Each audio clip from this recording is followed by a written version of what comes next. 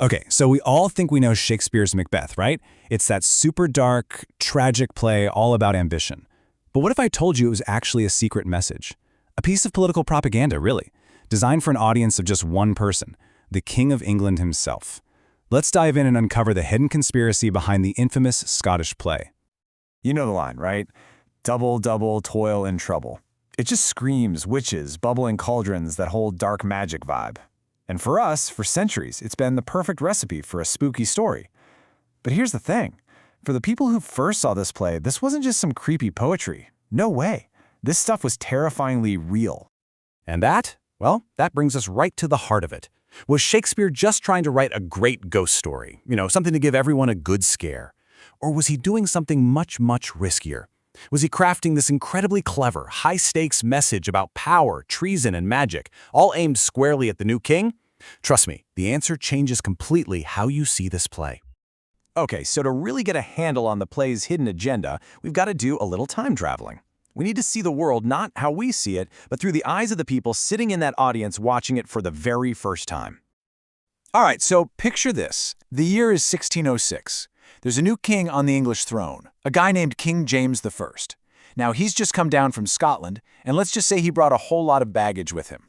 And what's wild is that his personal obsessions, his deepest fears, they're about to become the blueprint for Shakespeare's most famous tragedy. So you have to wonder, what was going on inside this new king's head? Well, to put it mildly, James was paranoid, like deeply paranoid. He was the man basically ruled by fear. And there were two things in particular that absolutely haunted him and shaped his entire world. And we're not talking about just, some common folktale. No, King James was so obsessed with witchcraft that get this, he wrote a book about it himself. It's called Daemonology. And in it, he lays out in detail his absolute, rock-solid belief in witches and their, quote, hellish powers. This wasn't just a hobby for him, this was a core, fundamental part of how he saw the world. So his paranoia really boils down to two things. First, assassination. And this was fresh in his mind. Just a year earlier, you had the gunpowder plot of 1605, a very real and almost successful attempt to blow him and all of Parliament sky high. And his second big fear? Witchcraft. He saw it as a direct threat, believing that witches were out there using black magic trying to harm him. And here's the kicker.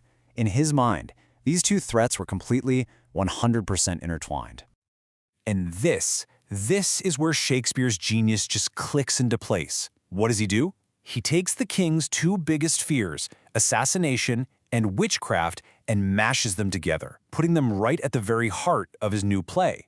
It all starts with the absolute worst crime you could possibly imagine back then, killing a king. Now, to really feel the weight of that, you gotta understand this concept called the divine right of kings. The idea was simple. The king wasn't just a ruler, he was put on the throne by God himself. He was God's chosen deputy here on earth. So killing a king, that wasn't just murder, it was a sin against God. You were literally trying to break the chain of command from heaven, and that was guaranteed to have terrifying consequences. Okay, now check this out, because this is where it gets really clever. Shakespeare didn't just invent this story out of thin air. He based it on a history book, Holinshed's Chronicles. But here's the twist. In the real history, King Duncan was, he was kind of a weak, not-so-great king. But in Shakespeare's play, he's portrayed as this amazing, noble, almost saintly ruler. So you have to ask, why would Shakespeare do that? Why change the historical record? Well, it's simple, really.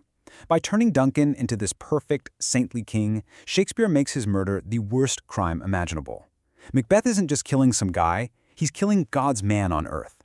The message is crystal clear, especially to anyone who might have been thinking about another gunpowder plot.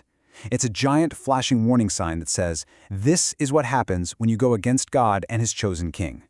It was, in essence, a complete validation of everything King James believed and feared.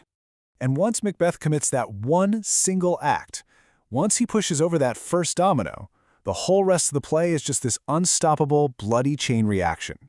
One crime against the natural order of things, and everything starts to collapse. Society, sanity, everything.